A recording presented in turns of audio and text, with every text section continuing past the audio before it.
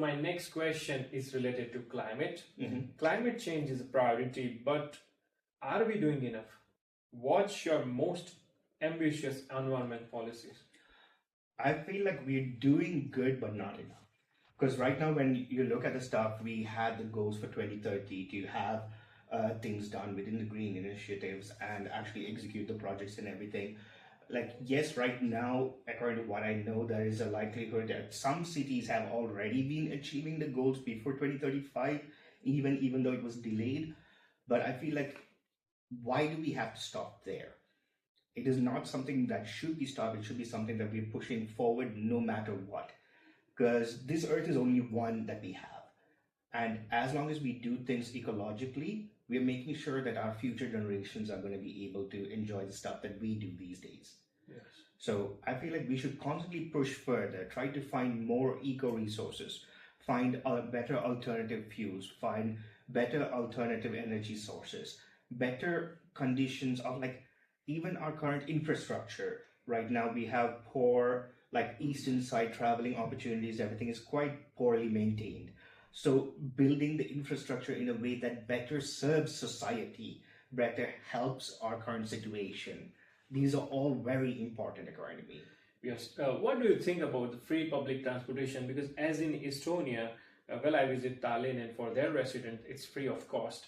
So similar project can we do in Helsinki? What's your thought on to it? I feel like to be able to execute that, we need to first of all make our public infrastructure, so the public traveling systems and everything, much better than where it is right now. And we need to make it more uniform and more workable. Because if in case we are to just all of a sudden say that it's free, yeah, it's not going to work. Because as of right now, we have a lot of routes that doesn't really work yet. We have a lot of modes of transport that is not really beneficial. We have over jammed traffic at times because of just public travels and everything. But if we are to bring, like for example, the no driving zones in the city areas, that is a good first step towards bringing that kind of a system where the reduced public just normal like everyday private transportations will reduce, which reduces greenhouse like gases and everything. And then the better, like because there's better infrastructure, like people can travel freely in the public transports, that will also aid people in wanting to travel less in private cars and private vehicles. Yes, but what about the service people? Because, for example, those would need a car even to roam around the city. But that's a different situation, aren't we talking about? Because at that point, that person needs that private mode of transportation to survive.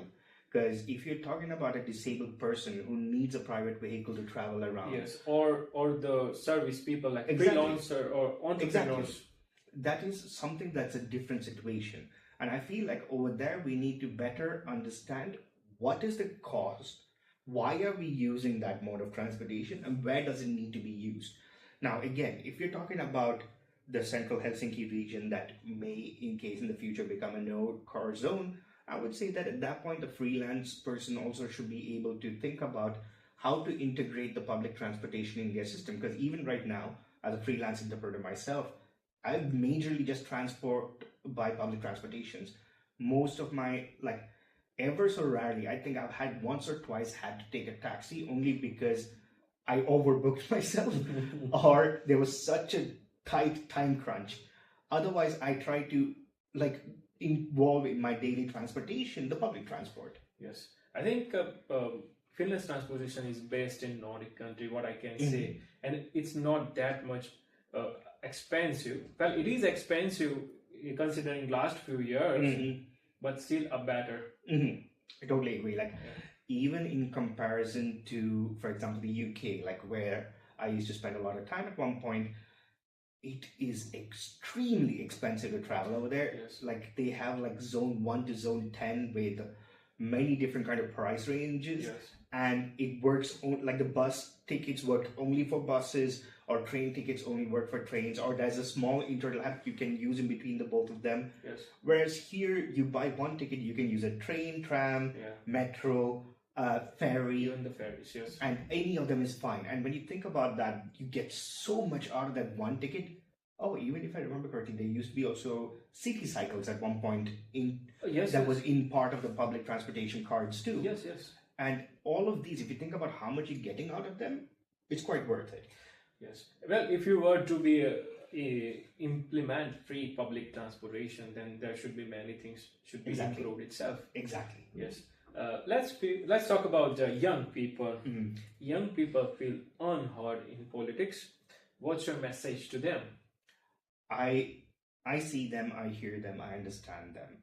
I've been them, and the thing is, I want to change that. You are already young. I too. I am. You are one of them. Yes, I am one of them. But the thing is, like, again, when you think about politics, 30 is not like in a scale. Yes, I'm still in a very younger phase. But if you think about like the youth in general, I feel like they're still not being heard enough. Because when you're thinking right now, we're telling that they have the rights to vote since they're 18. And people are also wanting to bring that down to maybe 16. Because when we're telling that people have the eligibility, the knowledge, the understanding, I feel like they need to be definitely take more active part in politics. But I also feel like with that, we need to make sure that they have enough education to be able to make sound choices. So, like in the education system, adding more like civic services education, learning more about politics, understanding what the political systems are, so that they can make sound decisions, sound choices, vote better, understand better. Because I feel like once you have given the correct kind of education to the youth, they have so much knowledge. They have so much ideas, so much thoughts that sometimes even I don't think of stuff that my sister, who's 16 years younger to me, comes up to me and will be like saying something. I'm like, oh, I didn't think about it that way. And when you think that these are like, they are the residents of Finland too. Yes. It is their future also that is affected by this politics that we're doing. So why isn't it that they can have an active role in this?